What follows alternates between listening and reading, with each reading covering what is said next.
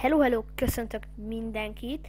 Ez egy segítségkérő videó lesz, mert minden videót én tabletről veszek fel, és azért fekete a képernyő, mert nem szeretném magam egyelőre megmutatni, és egy kicsit tudom, hogy fura a nevem, de engem nem érdekel. Van egy-két pár olyan videós. Na, térjünk a lényegre. Van egy Asphalt 8 Arborine nevű játék, szerintem többen ismeritek, és azzal nem tudok egyszerűen letölteni se tudom, játszani se, semmit.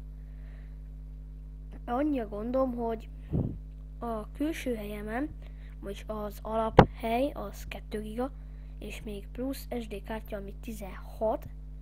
A 2 gigát azt mind felszabadítottam, mert az a külső, az Asphalt 8 Arborine játék, az meg csak nem.